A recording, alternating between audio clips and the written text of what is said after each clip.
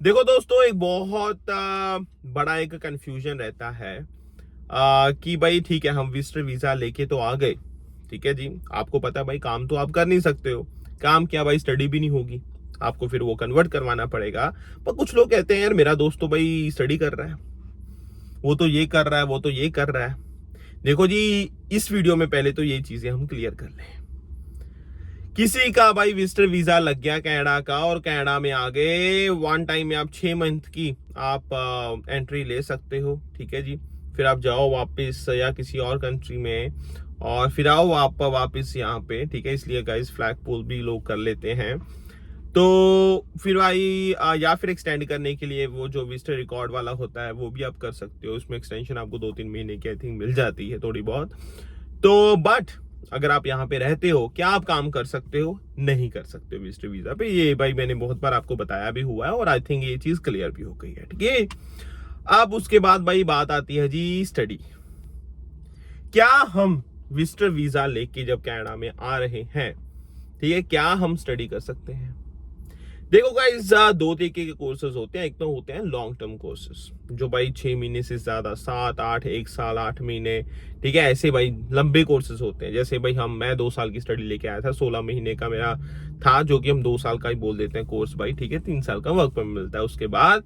और अगर आप 1 साल की स्टडी, जो भाई 8 महीने के आसपास का कोर्स होता है, तो आपको 1 साल का वर्क परमिट मिलता है उसके बाद पोस्ट ग्रेजुएट। ठीक है जी, अब भाई कुछ ना शॉर्ट टर्म कोर्सेज होते हैं जो 2-3-4 महीने में खत्म हो जाते हैं, वो होते हैं शॉर्ट टर्म कोर्सेज। उसमें क्या है, आपको कोई आल्स देने की जरूरत नहीं है। ठीक है जी, आपको भाई कुछ स्टडी परमिट की जरूरत नहीं है।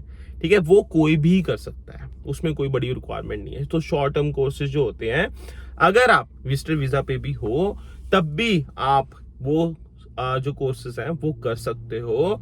Note a big deal, note a big deal. ठीक है ना। तो भाई अगर आप कह रहे हो कि भाई आप कहते हो स्टडी नहीं कर सकता कोई, वो तो कर रहा है, तो आप कॉन्सेप्ट समझो, प्रोसेस समझो। आई एम श्योर वो शॉर्ट टर्म कोर्सेज कर रहा होगा। ठीक है, तो शॉर्ट टर्म कोर्सेज कोई भी कर सकता है।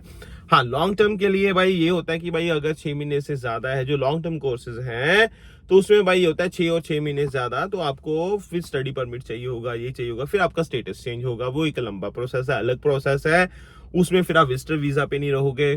ठीक है जी, और अगर विजिटर वीजा पे हो तो आप शॉर्ट टर्म कोर्सेज ही करोगे। लॉन्ग टर्म के लिए आप जा नहीं सकते, उसके लिए आपको फिर स्टडी परमिट चाहिए होगा। ठीक है, तो ये चीजें हैं भाई। आई होप आपको क्लैरिटी आ गई होगी। मैं हमेशा कहता हूं भाई, सिर्फ एप्लीकेंट्स के लिए नहीं है भाई, सिर्फ बच्चों के लिए नहीं है, सिर्फ स्टूडेंट्स के लिए नहीं है, पेरेंट्स को भी नॉलेज होनी जरूरी है आज की डेट में भाई।